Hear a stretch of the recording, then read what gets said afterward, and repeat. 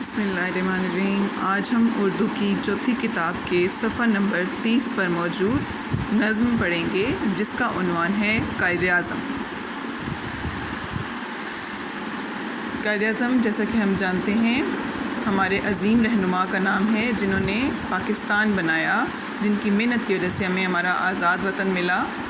تو اس کا پہلا شعر ہے: تیرے خیال سے ہے دل شاد ماں ہمارا، تازہ ہے جاں ہماری، دل ہے جواں ہمارا۔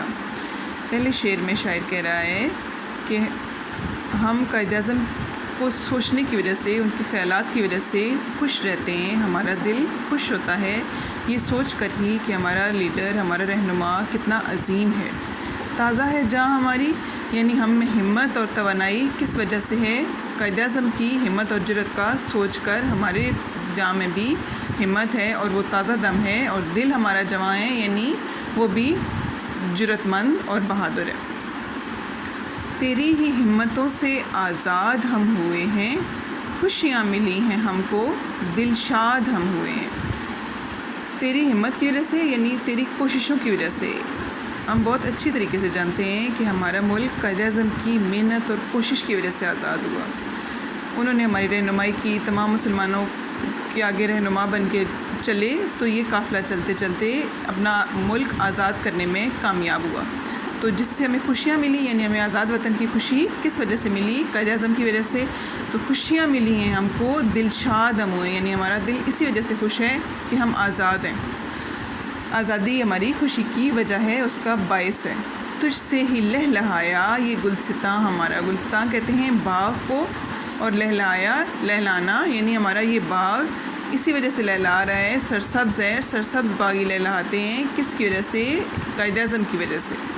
ہم سو رہے تھے تو نے آ کر ہمیں جگایا، پھرتے تھے ہم بھٹکتے رستہ ہمیں بتایا، تو رہنما ہمارا، تو سارباں ہمارا۔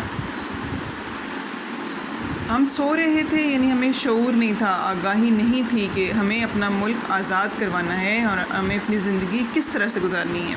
غلامی میں زندگی بسر کر رہے تھے، تو نے آ کر ہمیں جگایا، یعنی قائد اعظم نے آ کر مسلمانوں کو احساس دلایا کہ ہم نے آزادی حاصل کرنی ہے، آزاد وطن حاصل کرنا ہے۔ پھرتے تھے ہم بھٹکتے، بھٹکنا مطلب راستہ بھول جانا، آپ کو پتہ ہی نہیں ہے کہ کس راستے پہ چلیں گے تو منزل تک پہنچیں گے، تو وہ راستہ ہمیں ہمارے رہنما قائد اعظم نے بتایا، مسلمانوں کو راستہ بتایا کہ اپنا ملک کس طریقے سے آزاد کروانا ہے، انہیں راستہ بتایا کہ اس راستے پہ چلیں گے تو ہمیں ملک آزاد ملے گا۔ تو رہنما ہمارا، تو ہمارا رہنما ہے۔ سارباں ہمارا، سارباں ہوتا ہے اونٹوں کو لے کر چلنے والا، یہاں اس سے مراد ہے کہ ہمارا رہنما ہے، ہمارا سردار ہے۔ جیسے اونٹوں کو پتہ نہیں ہوتا، انہیں لے کر منزل تک پہنچانے والا سارباں ہوتا ہے، اسی طرح مسلمانوں کو منزل تک، آزاد ملک تک لے جانے والے قائد اعظم۔ تیرے ہی حوصلے سے طاقت ملی ہے ہم کو، تیری ہی آبرو سے عزت ملی ہے ہم کو، چمکا ہے تیرے دم سے قومی نشاں ہمارا۔ یعنی تیرے حوصلے سے، یعنی یہ حوصلہ قائد اعظم نے ہی دکھایا، اتنی ہمت انہوں نے ہی دکھائی کہ ہم نے ملک آزاد کرنا ہے۔ انہوں نے دنیا کے سامنے یہ خیال اپنا ظاہر کیا، اور اس سے طاقت ملی ہے تمام مسلمانوں کو۔ وہ رہنما بن کے آگے چلے تو تمام مسلمانوں میں بھی یہ طاقت آ گئی کہ ہم نے اپنا ملک آزاد کر کے ہی رہنا ہے۔